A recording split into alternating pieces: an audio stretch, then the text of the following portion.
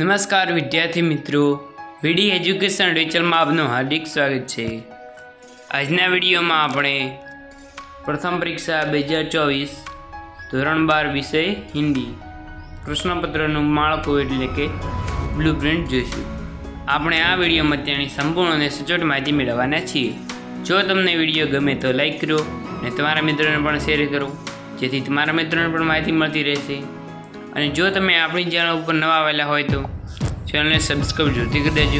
અને ધોરણ 12ના બ્લુપ્રિન્ટના IMP પેપરના video આપણી ચેનલ પર મુકાઈ ગયા છે, તમે તે જઈને જોઈ શકો છો। અને જો તમારે આ બ્લુપ્રિન્ટની પીડીએફ જોઈતી હોય તો તમે આપણા સોશિયલ મીડિયા જેવા કે Telegram channel, WhatsApp channel, Instagram કે ફેસબુકમાંથી તમને પીડીએફ મળી રહેશે। ચાલો હવે વિડીયોની શરૂઆત કરીએ। સૌ પ્રથમ આપેલ છે પ્રશ્નોના પ્રકાર પ્રમાણે ગુણભાર આપેલ છે। તેમાં પ્રશ્નોના પ્રકાર આપેલ છે, પ્રશ્નોની સંખ્યા અને કુલ ગુણ આપેલ છે। સૌ પ્રથમ હેતુલક્ષી પ્રશ્નો આપેલા છે, જે 30 પ્રશ્નો આવશે, ગુણ રહેશે 30। તેના પછી આવશે અતિ સંક્ષિપ્ત ઉત્તર પ્રશ્નો, જે 19 પ્રશ્નો આવશે અને ગુણ રહેશે 19। તેના પછી આવશે સંક્ષિપ્ત ઉત્તરીય પ્રશ્ન એસે, જે 12 પ્રશ્નો આવશે અને ગુણ રહેશે 16। તેના પછી છે દીર્ઘ ઉત્તરીય પ્રશ્નો એટલે કે એલએ, જે તમારે 5 પ્રશ્નો આવશે અને ગુણ રહેશે 25। નિબંધ પ્રકારના પ્રશ્નો જે ઈ એટલે કે એસે, જે તમારે 1 આવશે અને જેના ગુણ રહેશે 10। કુલ તમારા પ્રશ્નો 67 આવશે અને કુલ તમારું પ્રશ્નપત્ર 100 ગુણનું આવશે અને તેને લખવા માટેનો સમય 3 કલાકનો હશે। હવે અહીં તમને આપેલ છે વિભાગ પ્રમાણે ગુણભાર, એટલે કે તમારે કયો વિભાગ કેટલા ગુણનો રહેશે। વિભાગ એ એટલે ગદ્ય વિભાગ, જે 25 ગુણનો રહેશે। વિભાગ બી પદ્ય વિભાગ, જે પણ 25 ગુણનો રહેશે। વિભાગ સી વ્યાકરણ और प्रयोजन मूलक हिंदी, જે પણ 20 ગુણનો રહેશે। વિભાગ ડી એટલે અર્થગ્રહણ, એ 15 ગુણનો રહેશે। વિભાગ એટલે લેખન વિભાગ, તે 15 ગુણનો, કુલ 100 ગુણ રહેશે। હવે અહીં તમને પ્રથમ પરીક્ષાનો અભ્યાસક્રમ આવશે કે તમારે પ્રથમ પરીક્ષાનું પેપર કયા કયા પાઠમાંથી આવશે। પદ્ય એટલે કે કવિતા, જે તમારે 1, 3, 5, 7, 9 અને 11 એ પદ્ય આવશે। અને ગદ્ય એટલે કે પાઠ 2, 4, 6, 8, 10 ને 12, એટલે કે તમારે કુલ 1 થી 12 ચેપ્ટર આવશે, પ્રથમ પરીક્ષામાં પૂછાશે। અને તમારે વ્યાકરણ લેખનમાં પહેલાં આવશે પ્રયોજનમૂલક હિન્દી પુસ્તકાલય કા મહત્વ એवं उपयोगिता। તેના પછી પ્રયોજનમૂલક હિન્દી સૂચના પ્રૌદ્યોગિકી। તેના પછી 3 નંબરનો प्रयोजनमूलक हिंदी विश्वकोश परिचय और उपयोग। 4था नंबरનો प्रयोजनमूलक हिंदी डाकघर से संबंधित प्रश्न। તમારે વ્યાકરણમાં આમાંથી જ તમારું વ્યાકરણ આવશે, એટલે કે આ તમારી ચોપડીમાં જ્યાં આપેલ હોય તે તમારે વાંચી નાખવા, જેથી તમને વ્યાકરણ સારી રીતે લખી શકો।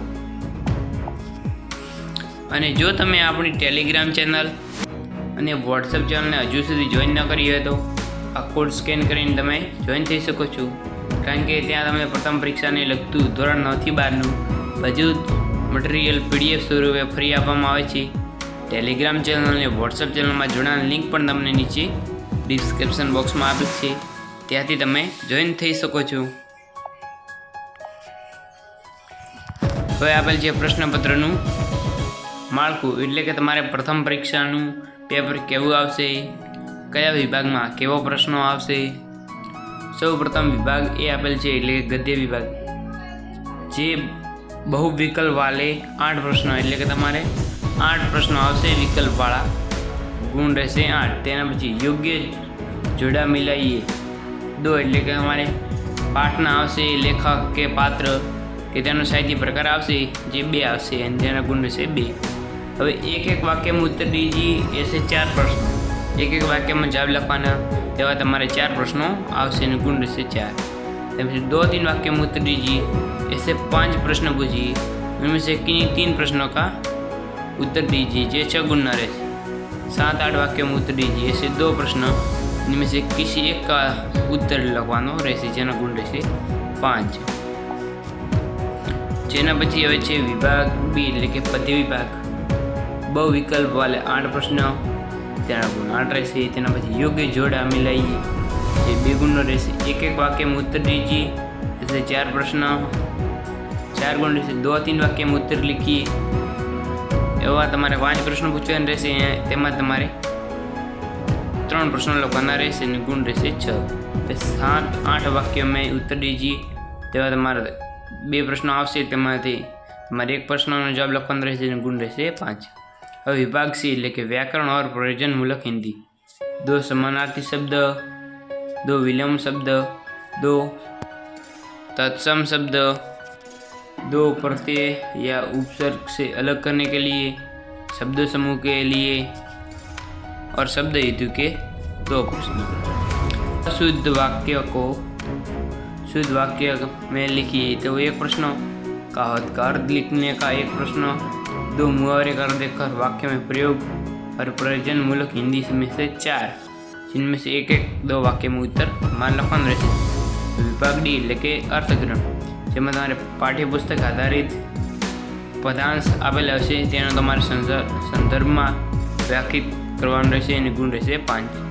હવે અપઠિત ગદ્યાંશ 1/3 એટલે તમારે 1 આપેલો હશે ફકરો અને તેમાં તમારે 1/3 ભાગમાં લખવાનો રહેશે અને તેનું તમારે શીર્ષક આપવાનો રહેશે. હવે એક અપઠિત ગદ્યાંશ દીजिए और उसमें से आधारित એટલે કે ફકરો આપેલો હશે તેમાં તમારે પ્રશ્નો આપેલા હશે તેનો જવાબ લખવાનો રહેશે અને ગુણ રહેશે 5. હવે વિભાગી એટલે કે लेखन विभाग.